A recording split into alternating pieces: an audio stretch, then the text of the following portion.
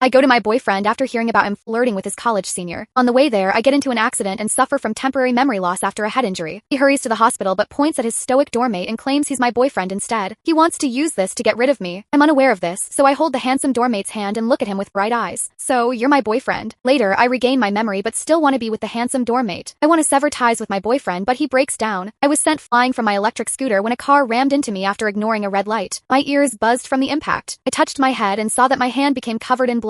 I vaguely heard passers-by screaming and shouting as they circled me. Then I passed out. Before losing consciousness, I couldn't stop thinking about the video I'd just received. It had been recorded in a dimly lit karaoke room. A group of college students were gathered there, including my boyfriend, Evan Quill. We'd known each other for 10 years, and he'd always been gentle and patient with me. In the video, he was drunk. Lauren Shaw, a senior from his major, sat beside him and gently patted his back. She said, "Don't drink too much, Evan. You need to take better care of yourself." Her gaze was fixed on him, and it was filled with heartache. She leaned close to him in the dimness, but he didn't do anything to stop her. I heard someone ask, "Do you want to call your girlfriend to pick you up, Evan?" He waved a hand while holding his liquor up. He slurred, "No way in hell. She'll annoy the hell out of me if she's here. I can finally have some peace after sneaking out. I've never met anyone who annoys me more." Someone had anonymously sent the video to my inbox. I watched it several times, unable to believe that was what Evan thought of me. He and I had gotten together in high school after basically growing up together. Everyone thought we were the perfect couple. We came from similar family backgrounds. Our parents had already started discussing buying us a marital home in Haines City since there was only a year to our graduation. We would have our wedding after graduation.